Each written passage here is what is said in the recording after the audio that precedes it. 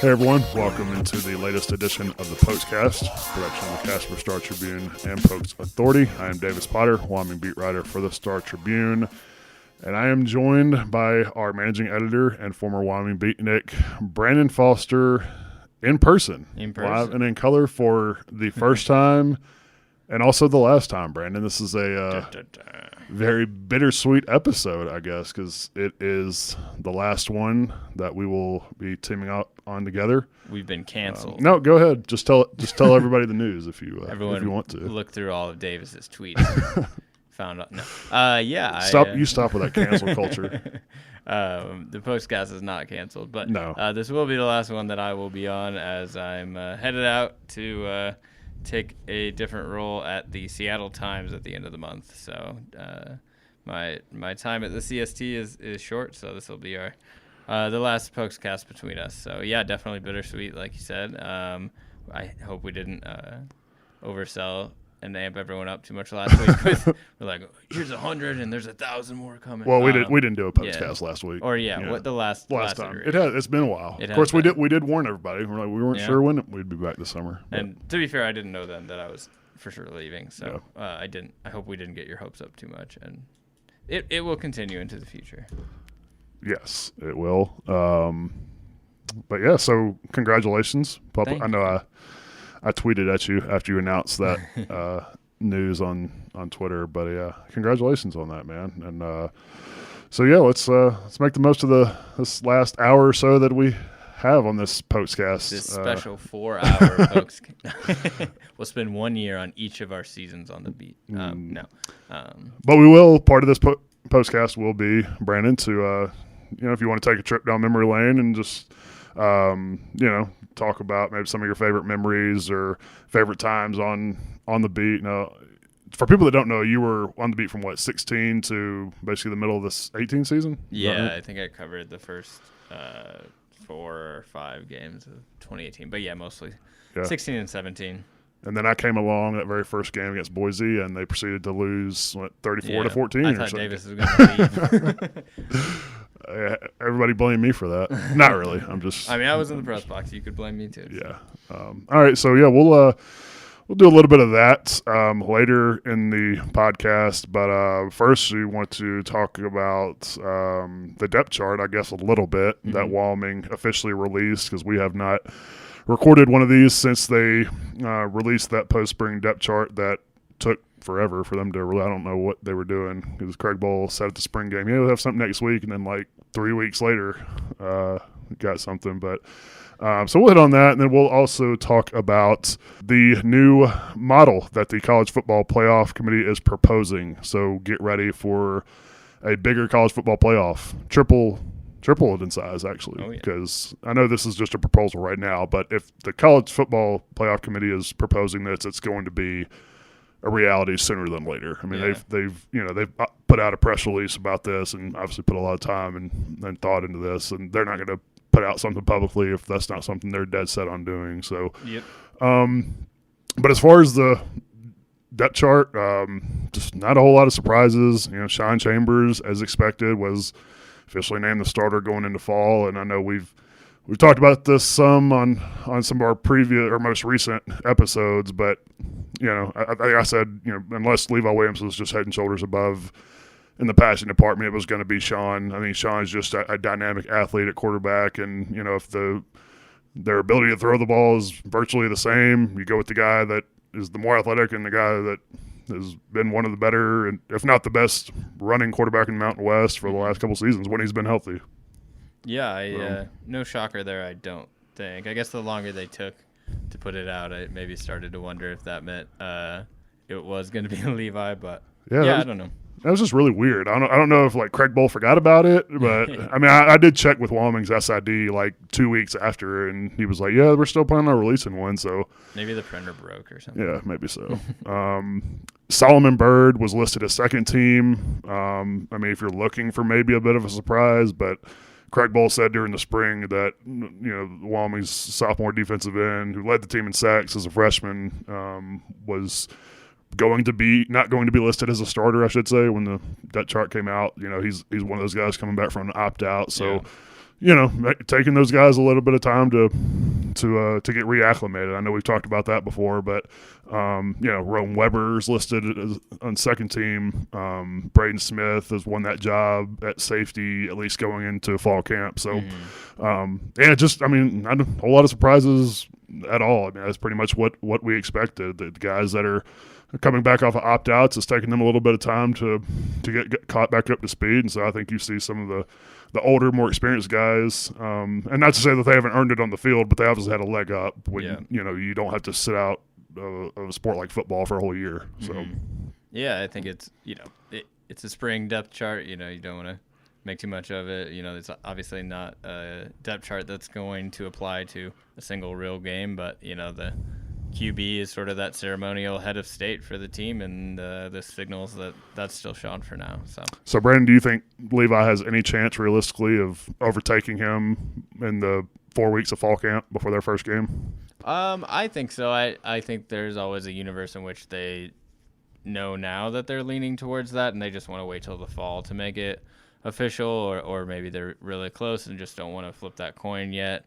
Not to say that I have any reason to believe that, but I think that could be again, if we're, evaluating sort of the politics of it all. But, I think he came out looking in the spring game improved in the passing game. And if he's improving quickly and continues to improve more, I do think, what they're able to do through the air may ultimately decide that competition as opposed to, the known commodity of Chambers' legs. So I don't think it's impossible, but I think you got to handle those situations delicately, especially when you got a guy like Sean who's been back there. I mean, it's crazy. He's still technically a sophomore, right? Yeah. I don't know. I literally fourth-year sophomore, but which I guess they've got a lot of those on the team now. Yeah. So it's you don't want to burn that bridge if so to speak, if you are going to make that move unless you're 100% sure. So. We'll see. I mean, I still kind of imagine we'll see both of them at some point this year. No, I'm with you. I think it's possible, but I think Sean is not only on the field but off the field because he's already. I mean, you just mentioned the fact he's still a sophomore. Yeah, he's already been a two-time captain. I mean, he was a captain as a freshman. Yeah. Again as a sophomore, his first sophomore year, I guess, last year, and the guys really, really like him, and I think what he brings to them not only. From a physical standpoint and his ability to play the position on the field, but just his intangibles off of it and the way he leads that team, which you expect your quarterback to do, right? Yeah. I mean, that's part of the position. And I think one of the things that Sean has struggled with when he first got to campus was he's just not a real vocal guy. And I don't think he's still a huge rah-rah type of dude, but I think that's something he's gotten more comfortable with over time. And that may have just been a thing, because I think he talked about that back in his freshman year. And that may have been a thing where he just hadn't been on the team that long, wasn't comfortable maybe, with so many older guys on the team. It's you sort of have to wait your turn type of thing. But, I mean, he's been a guy that not only players but coaches have been high on since really his redshirt freshman year. And so I think it would take a lot just from the whole package for Levi to overtake him. But, yeah, I do. I mean, I mentioned this, I think, on the last episode we did too, was does the passing game get emphasized more when that's the one element of your offense that's been missing for the past 3 years? And, we'll see what happens in fall camp. But yeah, he's going to be off his parents' health insurance by the time he leaves Wyoming at this rate. But, yeah, and I think, too, when he came in, he was kind of taking a job away from the guy who initially was going to be the guy in Vanderbilt. So I'm sure that made it a little difficult to be, very vocal as a leader when you're kind of not the day one starter. So that's certainly understandable. It's not everyone's cup of tea, but it's, something you got to get at least decent at if you're going to be a D1 quarterback. Yeah, so let's move the conversation to a more national level, and what has really any college football fan out there talking about right now is the fact that there is now a 12-team playoff model being proposed by the CFP committee.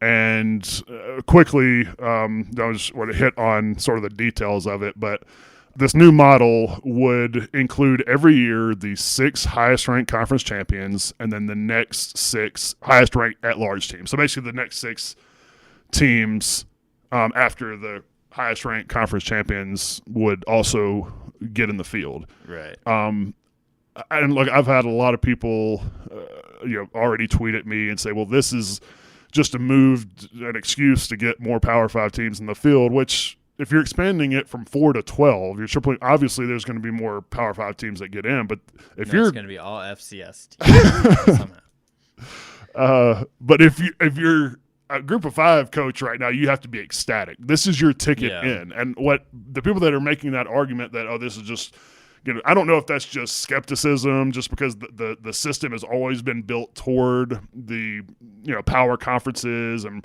particularly only going from 2 teams in the old BCS format to the 4-team playoff. It was like, well, that was all it's going to get anyway, because you do simple math. There's 5 power conferences. There's only 4 slots. Somebody's getting left out of the Power 5 regardless. Yeah. But now you have 5. You're going to have your 5 power conference champions, and if the 6 highest ranked go in, well, simple math will tell you that one of those has to be a Group of 5 conference champion. And I forget who put out this list, but somebody compiled a list of all the teams that would have been in the field in a 12-team field since the start of the playoff era, had it been 12 teams. And last year, both Cincinnati and Coastal Carolina would have been in there, because Coastal Carolina finished in the CFP rankings last year at 12th. Okay. And Cincinnati was the highest-ranked Group 5 champion as the AAC champion. So both of those would have been in there. I think every year since the playoffs started, one Group of 5 team would have been in there. Boise would have been in it in 2014 if there was a 12-team playoff then. So this is nothing but good news for the Group of 5. Right. Yeah, I love how it's like a proposal or whatever from the college football playoff committee, like, but they haven't actually like said. It's like when a politician tweets like somebody should do something like this, and it's like that's like literally your job is to do. Like, why are you tweeting about it? Well, we should say, and you may sorry, I cut you off there. You may have been making this point anyway, but the college football playoff committee isn't making this proposal just to make a proposal. Like, this is an inevitability. And maybe that's what you're going to say next. I just think it's funny that they're, like, floating it, and it's very obvious, like you said, that it's coming down the pike, but they haven't said as much as, like, oh, so you're just, like, sharing your notes with – what are you doing? Like, obviously this is going to happen at some point. I think it's, I think it's a great idea. I don't know. I don't know about great idea as far as, like, of all the possible scenarios, but head to head against the current model, I think if you're a Group of 5 fan, it's an exciting development because I mean, think about it. Like, Wisconsin has never been to a college football playoff. Right. That's like one of the best, 10 football programs in the last decade. They haven't been able to break in. Like, what are the chances that a Group of 5 team are going to get into the current model? And I'm sure it would have, I don't think the stars, if I remember right, have quite aligned. Like, if BYU would have never lost or maybe Coastal last year, maybe people would have had a better argument for them to get in. But, maybe you would get one G5 team in every 10 years. Like, that's not even like, a carrot on a stick for you if you're Wyoming. Like, okay, my entire half of the FBS gets in once every 10 years, and I have to be the team to do it. That's just not anything to aspire to. Now, I mean, I wonder, even you go back to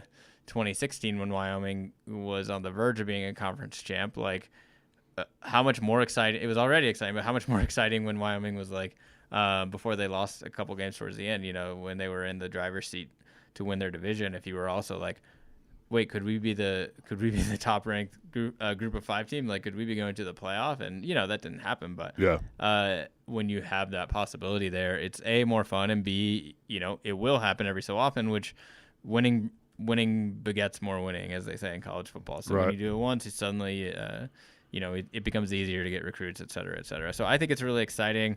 I think back to the current form. I don't have any real strong takes on the current format, except that obviously it's still given us like kind of the same games we would have gotten anyway. There seemed to have been a lot of blowouts in the semifinals. We've seen Alabama and Clemson a million times. It's not created parity, so to speak, but it was really fun when we first switched over. I thought, from the BCS to this, just having any semblance of a tournament. I think people still probably prefer it for the most part to BCS, but I do think there was a little bit of like they pulled a fast one on us, I think, because everyone hated the BCS because there was there was no tournament whatsoever, right? It was just the one championship game. Well, it was also just like computers. Right, but but then we switched and they're like, okay, we have this 14 playoff, which is cool, but it's going to be decided by like these executive 70-year-old dudes sitting in a room discussing it. No offense, Tom Berman, I know you're not 70, but like I feel like as dumb as the computers were, I'd probably take computers over like Bill Hancock or whoever's making. I like the component where we have more games that feed into the championship, but I don't love that it's decided by the committee. And I know that won't change in this current one, but yeah, I'm in favor of expanding it. I'd have to see like logistically how it works. I understand that football is not basketball. You can't play a game every 2 days. You got to space things out, and I don't know how that all works, but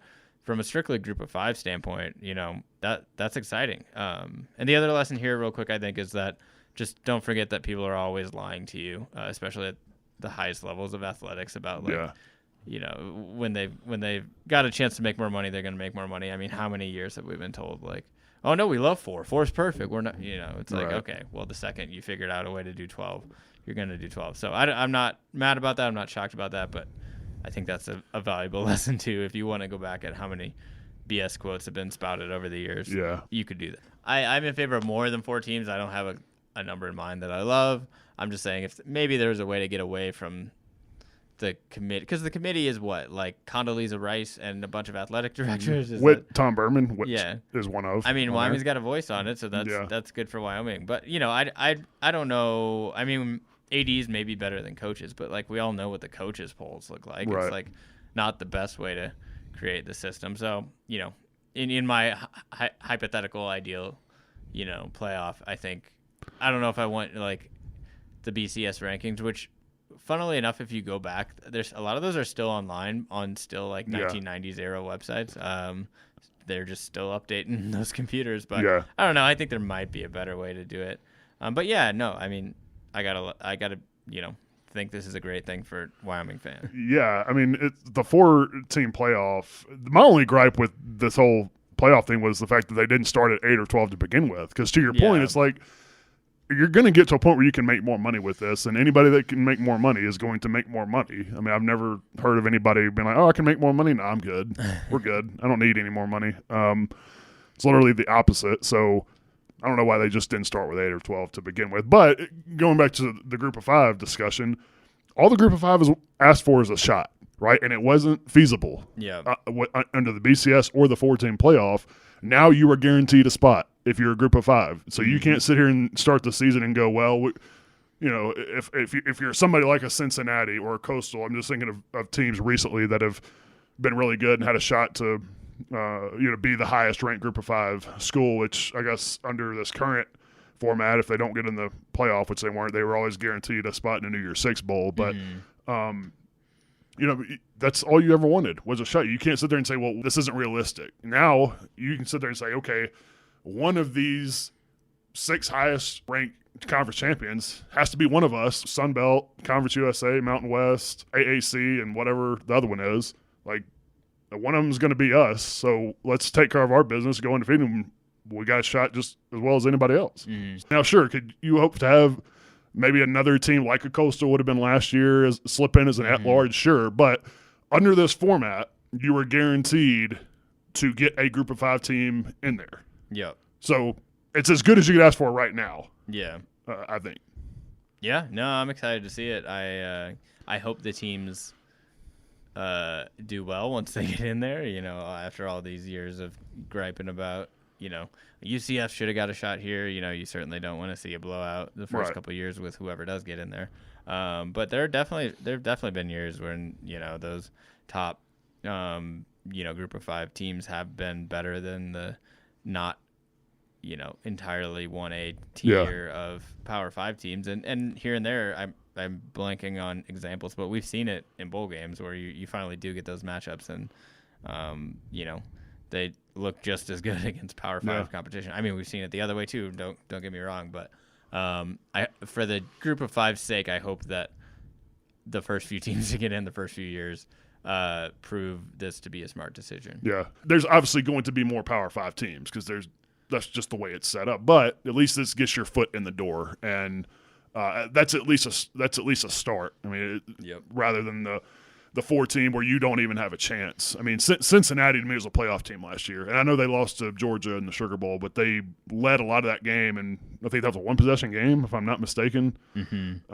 So yeah, I'm excited, and I don't necessarily think that like the semifinals or championship's going to be any better, because until somebody steps up and actually becomes a threat to Alabama or Clemson or Ohio State, I think you're going to have the same 2 or 3 teams in the final of the championship game. But dude, those first round and quarterfinal games, those can be a hell of some matchups. Yeah, give them a chance to screw up, And I'm not saying I'm not saying they can't pull the upset, but no, I meant give like the Bamas and the Clemsons just that now they got to win. What is it, 2 or 3 games? Yeah, I know their 12 is obviously not divisible by. There's going to be buys, right? Is that yes, the top 4 seeds will get buys. Yeah. So here, I'm gonna actually read this because I've got the press release from the CFP pulled up. The 5th ranked team under this new 12-team format would host the number 12 team. The 6th ranked team would meet the 11th ranked team, 7 and 10, and 8 and 9. So then those winners would go on and play the top 4 in the second round or quarterfinals, I guess. Right at that point. Yeah, so. I mean it'll be fun to. I think every college football person in charge is ultimately trying to capture some of the magic that college basketball has, and I think to some extent that is a fool's errand. Like, you can't just have that insane huge tournament with so many games back to back, just given the nature of the sport. But college football is a hugely successful and has been thing in America. I mean, it's right up there after the NFL, and it's become that despite the fact that the postseason has been kind of like, who cares for my entire life. Like, bowl games are fun. I love watching bowl games, but they're not March Madness. They're not even the NFL playoffs. Yeah. I mean, if they find a way to step that up and create even more excitement there, I mean, it's only good for the sport. And honestly, unless your team is playing in it, who cares about the Camellia Bowl? I mean, I know, just me being from Alabama originally, there's 3 bowl games in Alabama right now. Unless your team's playing in those, there's no hype around those. There's no marketing really of those. They're played in very rundown stadiums. I mean, there's just not a whole lot of excitement. And this brings that, I think, beyond just, we can't wait for the national semifinals and the championship. When, by the way, we know exactly which 2 teams are going to be in there. So, I think this brings a lot more excitement to the sport. And there may be some people wondering sort of what's the next step or when might this become official. I'm sitting here reading through the CFP press release about this. I don't see a year, but I've seen it reported. I think it's going to in effect either 2022 or 2023. But there is some action apparently that's going to happen on this week. This says the next step in the process is for an 11-member management committee to review the recommendation at its upcoming meeting in Chicago, June 17th and 18th. So I believe that's Thursday, right? Yep. Thursday and Friday. That's when this drops. Of this week. And then if the committee endorses the 12-team proposal or reaches consensus on an alternative model or decides to retain the current format, it will forward a recommendation to the CFP Board of Managers, which will meet June 22nd in Dallas. So this is all going to be official pretty quick.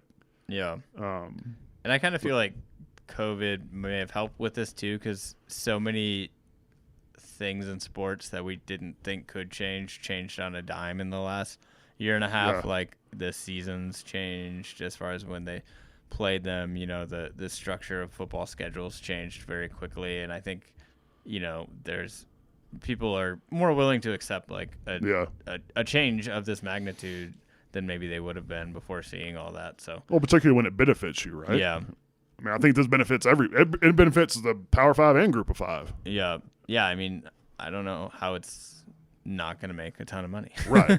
Yeah. And for anybody that might be thinking, well, is there any chance that, the management committee doesn't, accept this as the new proposal? That's not going to happen. If this proposal gets rejected and they stay at 4-team play, I will come back on this podcast and eat crow for a whole episode. But I think we were alluding to it earlier. You're not going through this whole process, and they've put a lot of time and thought into this. I'm sure they've had meetings on top of meetings on top of meetings, but this has been in the works for a while. So they're not going to come out with something publicly and then reject it. This is going to be something that's set in stone pretty soon, and it's going to go to 12 teams. I guess 2022 or 2023, whenever that year is. Would that be end of that year then, or that season? January. That season okay, for that. Because I was going to say that's coming up real fast. Then. Yeah. Yeah, the other thing I just hope is that they get the scheduling right, which is a minor thing. But I thought that the first year when there were the semifinal games, and I can't remember what year that was or which team, or for some reason vaguely I feel like Washington was in it. But off the top of my that was head, like 15 or 16. yeah, I think it might have been the 16th Alabama destroyed season. them. I remember that. Yeah, and it was very cool. And the games I think were both on New Year's Day, and it was like, oh, this is a really exciting new thing. And there have been some really good semifinal games, like that Baker Mayfield Georgia game. Yeah. I mean, the That was Georgia great. years were real fun, but like then I think it was the second year they were like, okay, these games are on New Year's Eve, and they had all these Jimmy Kimmel commercials, and they tried to rebrand, and they're like, we're going to take over New Year's Eve, and it's like that's just not going to work, dude. Like people aren't going to like skip a holiday for your games, and so I hope they get it right and figure out that like New Year's Day is made for bowl games, is made for college football, like. Wherever you're at in your 12-game playoff, like put some very, very significant games on New Year's Day and put a lot of them if there are more of them now. Yeah. All right, so we talked about what the matchups would be as far as the ranked teams who would be playing in the first round. So these would have been the first round games last year if this format was in place. So Coastal Carolina would have played Texas A&M. Nice. Indiana would have played Oklahoma. Iowa State. Not nice. Iowa State and Florida. And then Cincinnati and Georgia, who played anyway. And it was a really good game. What of those do you think might have been the best game? Oh, I think I just let's not count Cincinnati and Georgia since they played. Yeah, the Chance versus anyone like Power 5 would be fun. But now that you've told me Indiana would be in the playoff, I changed my mind. This is a bad thing.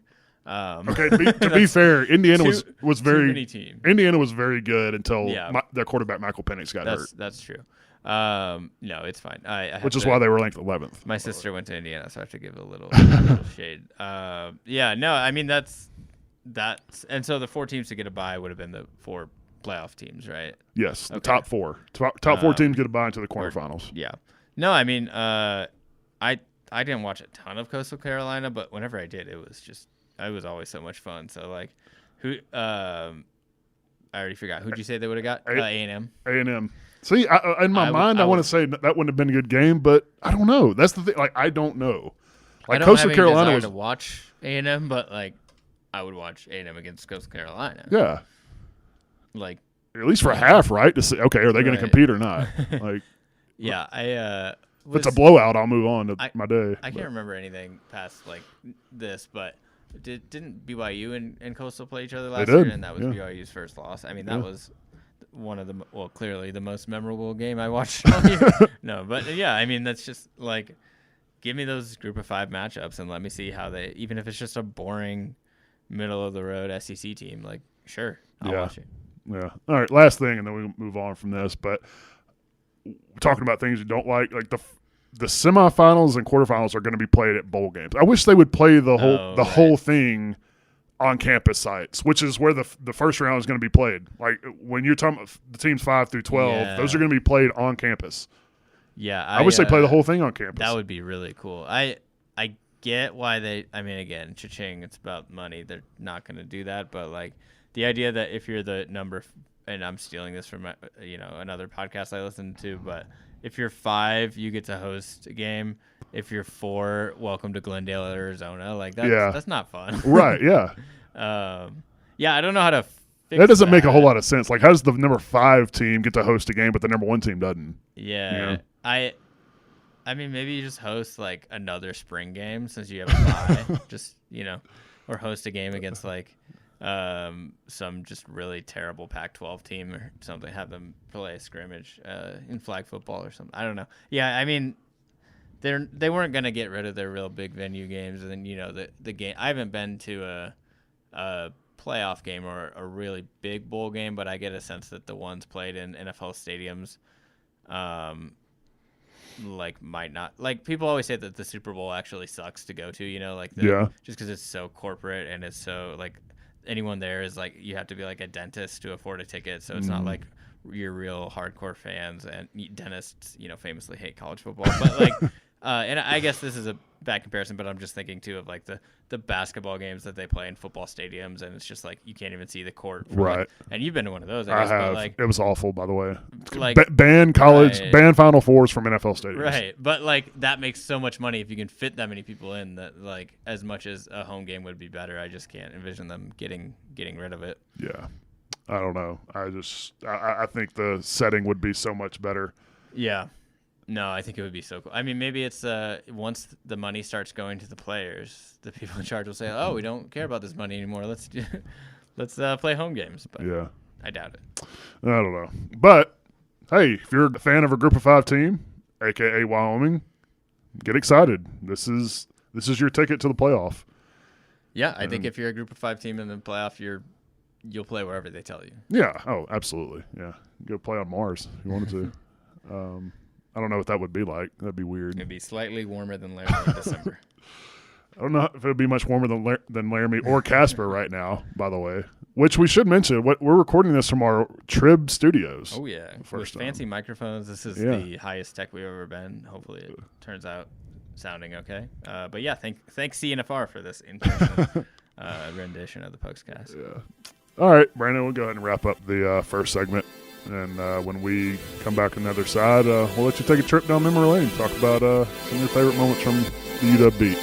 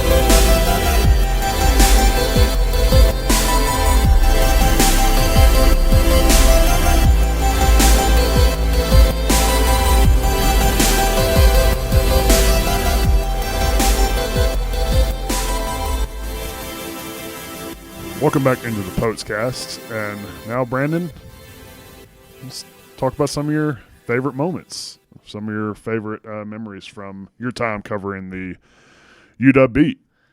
Cool. Well, yeah, Go let's ahead. just go game by game, each football game. I am joking. Do you have a favorite? So yeah, if you all hopefully picked up a copy of our 2020 season preview, is that right? For football, we did the countdown. We did the top 10 most top memorable 10. So yeah, games of the century. We kind of had a reason to do this not that long ago, and I of course tried to push as many 2016-17 games as I could because they're fresh in my memory. But there were so many crazy games, and I mean that's kind of the moral of my trip down memory lane is I think I was just really really spoiled with the stories I got to tell when I was on the beat and some of the games I got to cover. But I'm not literally going to go game by game, but it would be really hard to top the first one. So that first game in 2016 was the home game against Northern Illinois. Is this just going to turn into a Josh Allen segment? It inevitably will. I'm trying to push it off as long as but this was, I mean, the game wasn't too much about Josh. He, spoilers, scores the game-winning touchdown in triple overtime, but it was more just about, like, the fact that it went to triple overtime. There was a long thunder and lightning delay, so the game ended at 2:34 a.m. after starting at, like, 8-something, and, no, it was supposed to start at 8, start at 10-something. I think that's right. Only kind of the hardcore fans, mostly students, were still there. I decided to, I think I wrote way too many stories because it was my first game and I didn't know what I was supposed to do as far as how many stories, but I wrote until 8 a.m. because plus you're just completely exhausted. Yeah, and you're just on adrenaline rush from this insane game. And I was like, well, if I go to sleep, I'm going to wake up mid-afternoon and then I don't want to be behind the 8-ball writing stories. So yeah, that was insane, and it was also fun because I moved out here in 2016. The Pokes are coming off a 2-10 season. I'm fully prepared for them to be fairly awful. You know, they're predicted to go last in the division again. Craig Ball's gonna be pissed. Yeah, and then you know they right out the gate, like it was like they don't look that bad. I mean, Northern Illinois isn't, you know, Alabama, but at the time they were a very well respected group of 5 team, had won I think a series of conference titles in a row, and it was like, oh, they're the Pokes are, you know, playing okay, and that was kind of a fun. I mean, it was a super fun start. I never obviously had a game end at 2:30 again, but it was also like, oh, okay, you might actually cover a decent team. Just for anybody that's not aware, games ending at 2:30 in the morning is not good for deadline. No, I mean, it's not good for the next day. But like, yeah, it was. That was like one of the really fun things. I mean, both with Josh Allen, but also the team as a whole. It's just like the unexpected success that they had in that year. You know, condolences to Ryan Holmgren, my predecessor, who covered 1 year, and it was the 2-10 2015 season. I just reaped the rewards, I guess. But you know, it's obviously more fun to cover a winning team, and they had, you know, these just really dramatic games. The Boise State game, obviously, you know, their first win ever against them, highest ranked win at least in a long time. The San Diego State game, the first one, which came down to a blocked 2-point conversion attempt. But I guess I'm somewhat primed for this because I was just cleaning out a bunch of papers that I boxed up when I moved up here 3 years ago, and I haven't gone through them yet. But now that I'm about to move, I am, and so I was looking through like kind of the story about that San Diego State game and forgot just kind of how crazy it was. Like San Diego State, I think, had 2 kickoff returns, and like Wyoming kind of dominated the game, but San Diego State had the only 2 offensive touchdowns, and both of them came on final plays of a half with no time remaining, and just, you know, Rocky Long was like, screw it, we're going for 2, and then Antonio Hull tips the pass. So, I mean, definitely just a flair for the dramatic, that team in 2016 especially. I mean, I thought 2017 was full of fun games too, even though the season didn't quite live up to sort of the hype everyone wanted. But yeah, if I had to pick one favorite game, at least like the one that will leave the most lasting imprint on my brain, I think it'll be Northern Illinois, just because it was that first one, and I mean, first time covering a game in that press box, and yeah, it was crazy. Do you have a favorite coach or athlete that you like talking to the most? Oh, I'm sure I do. I mean, is there one that comes to mind off the top of your head? I mean, I only covered like one head coach on each team, and I think, you know, I enjoyed working with Bull and Edwards. They were both, for the most part, pretty open and you know, good with me. As far as players, though, I'm trying to think. I feel like I really overused just always talking to Drew Van Manen, the fullback, just because it's kind of fun to find the guy who's the goofball on the team and is willing to be kind of silly with you. But I'm trying to. I know there are like those guys who are like not that important, but you always talk to them just because they will say stuff. I mean, I feel like going through the papers, I was like, man, I sure interviewed Nick Spohr a lot. Who was like a walk-on quarterback, but I would be like, oh, he's their holder now out of nowhere. And then the next year's like, oh, he's their backup punter. So, like, I'm always going to tell those, you know, quirky stories. I'm absolutely sure I'm forgetting a million obvious answers here. But, you know, I think the access to the players is just a really fun part of that beat, too. You just can, I mean, obviously COVID has screwed it up the last year, but, you know, you can sit down and chat with them for 10 minutes and no one else is listening in. Like, you know, I mean, I covered Missouri before Wyoming, and you don't get that everywhere. Right. You don't get that privacy and that ability to build those connections. So you know, I think that's one of the most fun parts of the beat. And I mean, I really did love, you know, talking to Josh Allen, just because it was almost like a thing that was happening to him too. Like he was really good, but like the experience of going from like when I showed up, like nobody knew who the heck he was.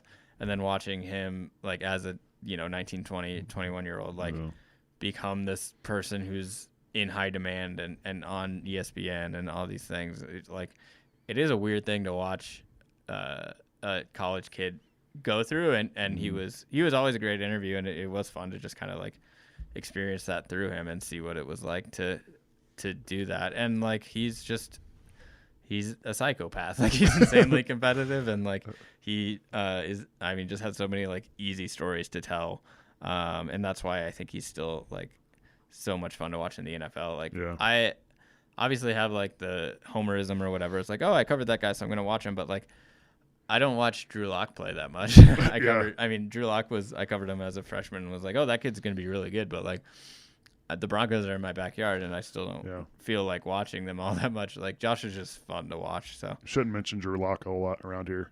Yeah, what I hear, Denver fans are not too high on him. Well, I mean, if Aaron Rodgers comes to Denver, then I don't want to hear about it. So, is there like a, I don't know if like favorite's the right word, but did you ever have like just like your most weird moment on the beat, or just like a weird interaction, or do you ever have like a coach or player get mad at you, or I don't know, just I'm trying to think. I mean, yeah, I know Bull has been mad at me before, but there's either not a great story there or not a story I'm gonna get into. but off the record. Yeah, we'll say that for off the record. I'm trying to think of anything weird. I'm sure there is. It's just like, I don't know. Looking through all these papers, you just kind of remember also just how insanely fast the news cycle is. And it's like, oh, you write 2 or 3 stories a day, and then you move on, and you kind of just flush them off from your memory. So I think the way the beat works at a school like Wyoming is something that we both can sort of talk about and relate to, because for me, having covered Ole Miss before I came out here, it's the same way. You get that everything's a group setting, and all the reporters on the beat are getting the same content, getting the same interviews. It's like, that is one of the really good things I like about how Wyoming and its sports information department works, and its media relations folks. The fact that they let us talk to coaches and players one-on-one, and it just makes for a more intimate setting. It's like when you're in a group setting, all the player and coach sees you're just faces. It's almost like a number to them. Like, you don't get to know them the way that you do when you go in a one-on-one setting. It feels much more like mechanical. Like okay, this is just a job. I got to talk to this face in front of me with 20 other guys standing around. Whereas if I go one-on-one, like you get to actually know players and coaches like more intimately and more personally. And, I think that goes a long way with like building trust, like that player. I know your name. I've talked to you a bunch of times. We've talked about things other than football, that doesn't get written about or printed. Like, I think that's a really neat thing about this beat. Yeah. And I guess I can't even remember. I may have told it on this podcast before, but one story that does come to mind as far as just like weird, funny interactions is that Nebraska game in 2016 when Wyoming just kind of melted down in the fourth quarter. I mean, they went into the fourth quarter on the road at Nebraska down, I think, just a touchdown, and end up losing in a like huge blowout with 4 fourth quarter turnovers. And I asked Bull in the presser afterwards about like, did he feel like the team like lost his cool, or I think specifically Josh lost his cool, because Josh did have 4 turnovers in that quarter, but also there was one of my favorite Josh plays. He threw a pick, and the guy runs it back. Josh chases the guy down, tackles him. The guy hands the ball to Allen after the play, and Allen takes the ball and throws it at the guy's head. And the other guy gets flagged for giving Allen the ball, which I guess you can't do. And Bull, like, I asked him like if he felt like Allen lost his cool, and he was kind of like a little snippy with me, and I mean, he wasn't like rude or anything, but he was kind of mad about the question. And then the next week he was like, oh, okay, I saw the replay where Josh threw the ball at the guy's head, like, sorry for being short with you. And so I mean, it speaks to like, he was a fair guy for sure, I think. Not just saying that because but I also don't think that happens if it's always just a group setting and a press conference. I don't think that happens, because he's not going to know who you are. Right, he's not going to be like, well, I don't even remember the guy I snapped at or was short with. For sure true. And I mean, we don't have to get all the way into this, but we had talked like a week ago about, we're like, okay, what are we going to talk about the Naomi Osaka thing at the French Open, and just kind of the conversation that started, somewhat within, I guess, the sports media bubble, but about the interactions between athletes and play and the media, especially like post game pressers, and like what do those athletes like owe to the media or to the public versus like what should we be re-examining that relationship. And I think it fits into the larger context too of like the weird string of incidents, especially I think in NBA games, of people just like throwing a lot of stuff and spitting on players, and it's like somehow people forgot how to attend a sporting game since the pandemic started. But none of those are media members, by the way. Yeah, I think there's this sort of larger re-examination of like the way we interact with players and like maybe view them a little bit more as humans. And I think what we talked about, like we don't have to redo the whole thing, but is that it really is it's a relationship, and it's like a mutual thing, and like you each have to behave well towards the other one, and you have to be respectful, and like that's something like you're saying that you're able to do when you see them on a day in day out basis, is you build that relationship so that when you do ask them the hard question, it's a little bit less of like a transactional thing, like, okay, this guy you never met before is asking you a jerkish question about your most humiliating performance on live television. It's not quite as brutal of a thing, I guess, to undergo when you like know that guy and or girl, and that interact with them on a day-to-day basis. So I mean, I think there's a huge discussion around that we don't have to get into, but I think that that's a big takeaway, is it's a relationship you're always kind of building.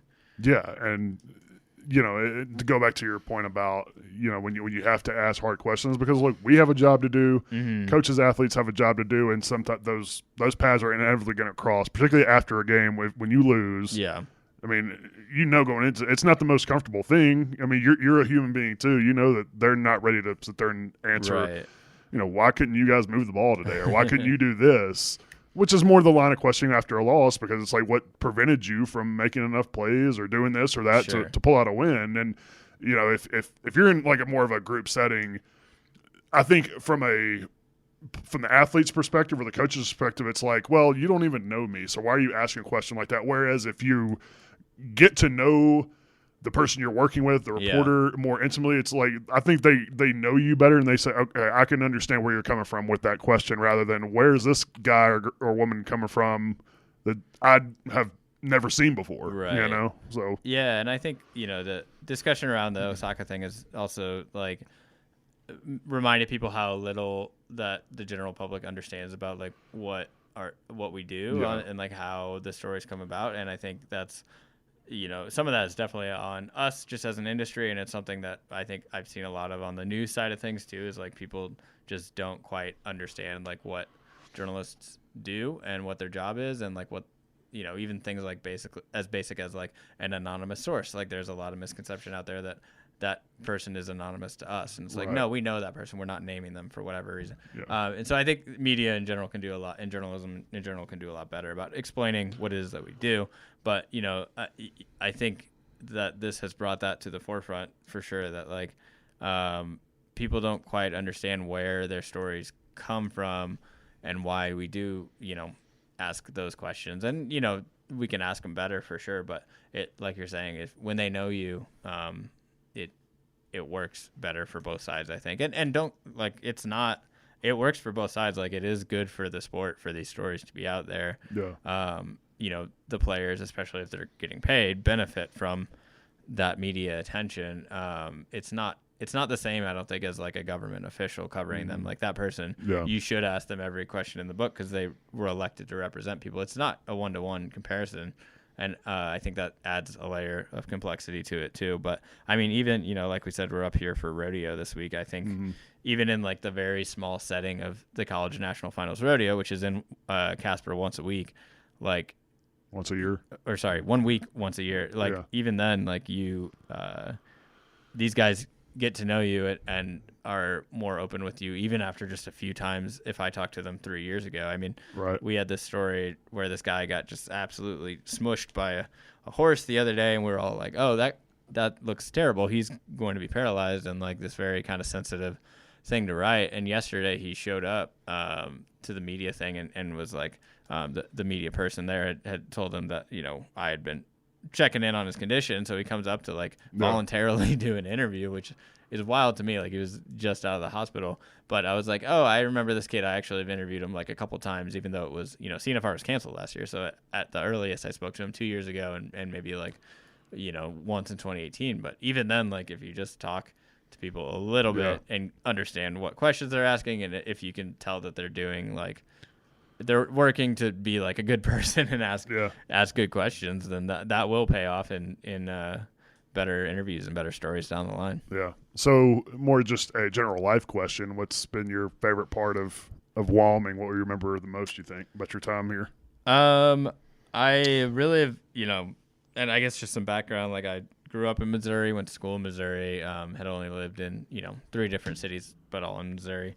I just wanted try something different. And, I think just getting to know a place as different as Wyoming has been a really great life experience for me. I mean, there's so many just different gorgeous parts about the state. And, I should say just with the beat as well, that was one of my favorite parts, is just traveling to all the different places. I think the Mountain West is a really awesome conference for just like where the locations of all the schools are. It's really fun to get to all of them. So like just exploring the West and different parts. I mean, Wyoming is such a weird state where, there's so many different places within the same state, just the way that everything looks. It's something I still don't think I've explored enough of. So that's been really fun. And yeah, I mean, a lot of the stuff we've talked about already, just kind of, getting to know people on the beat and watching these players, kind of come from being 17-year-old awkward kids afraid to talk to you to, 3 years later, like achieving their dreams right in front of your eyes. And then you get to chat to them afterward. I mean, that's really rewarding. So yeah, I mean, in general, I've really enjoyed living in Wyoming, and it's I mean, I was looking for something different and definitely got that. So I mean, on the beat and off the beat, I think they kind of intertwine a little bit, those experiences. But I'll miss it for sure. Well, I remember my most vivid memories of taking over this beat was our very first, I get the only game that we actually covered together. It was your last game on the beat, my first game, that Boise State game in 2018. And not only do I remember just because Wyoming got spanked that game, but there was a smoke delay at the air quality was bad, and they were talking about like having to delay the game for a whole hour or something. Luckily, it wasn't that far, but that first game just wasn't very good overall. No, it was not a great vibe. I was like, I hope Davis comes back next week. But yeah, and I should say too, another memory around the War Memorial Stadium was the first time I went to a game as a fan when Mizzou played in 2019 at Wyoming, and I had, of course, a bunch of friends come out, and I was like, hey, here's a good excuse to come out to Wyoming, come check out this game, go to the go see War Memorial Stadium and all that. And, obviously Mizzou lost. So my friends all hate me now and haven't spoken. No, but, that was such a fun experience just to like be in the stands and watch it from a different perspective. And like, I was rooting for Mizzou because, Mizzou is my school and was just outside of the top 25 at that point. So like, it was like, oh, there's something, I don't want my season to be ruined by, a Mountain West loss. We fired our coach by the end of that year, so it was like whatever in hindsight. But it wasn't like I was super ticked off at the result though. Yeah. Like watching the ending, it was like, okay, this is still super cool and something I'm slightly detached from because, my alma mater just lost, but just like sitting back and watching, people storm the field and just how excited everyone was, both fans and athletes, because, they hadn't beaten a Power 5 team in forever. And it was like, I can definitely like get some enjoyment out of this, even though my team just screwed up. I think they were an 18-point underdog in that game, Wyoming, too. I mean, that was massive. It was bad. Yeah. And you forget how bad Wyoming is winning, how much they were winning by. I mean, they were winning that by like 17 points at one point. It was not a fluke win. Like they were just controlling Mizzou, and then Mizzou kind of scratched back at the end and came close. But I think back on that game, and it's hard to believe how dominant Wyoming was up front. Like the line of scrimmage against an SEC team. Yeah. I still think about that. Think about how wild that was. They probably needed to fire Barry. I was about to say that was the beginning of the end for old Barry. Maybe don't get beat in the trenches by a Mountain West team if you're an SEC team and hope to keep your job for too long. But they certainly did. They looked like Wyoming looked like the bigger team almost. Yeah. It was wild. All right. Anything else you want to add before we wrap it up? No, I mean, unless we want to just talk about Josh Allen for another 30 minutes, probably a good way to go out. But yeah, I'm trying to think. But overall, just thanks to all the readers out there from when I was on the beat, but obviously still thank you for following our coverage at the Star-Tribune. Thanks for listening to the Pokescast, and yeah, I hope to get back before too long for a game or something like that, but we'll definitely miss it. So. Yeah, that's what I was just about to say. You'll have to come back for a game at some point. Maybe Wyoming and Washington will agree to home and home. There You'll go. Have convince the Times folks to send you down here. That'd be fun. Yeah, we've speaking of Pokes Authority beat writers, Mike Varell is out there as well. Yeah, that's right. University of Washington beat. So from one UW to another, I guess. So cool. Well, I guess we can go ahead and wrap it up for the last time, Brandon. Appreciate catchphrase to go out on, but I don't think we do. But despite Brandon leaving, show will still go on here at the Star-Tribune, and you can always check out our coverage at trib.com and pokesauthority.com. You can follow us on Facebook and Twitter at Pokes Authority. You can also follow me on Twitter at Davis E. Potter, and continue to follow Brandon if you would like at bfoster91. This podcast is on iTunes, Google Play, Spotify, and Omni. So be sure to subscribe, download it, give us that 5-star rating. Brandon, appreciate you joining me as always. As far as when this podcast will get back on a regular schedule, I'm not sure. With Brandon leaving, we got some details we have to iron out and for the podcast in the future. So I'm pretty sure it'll be back before football starts, though. Hope everybody has a really good summer. Brandon, appreciate you joining me for the last time. Appreciate all of you guys for listening, and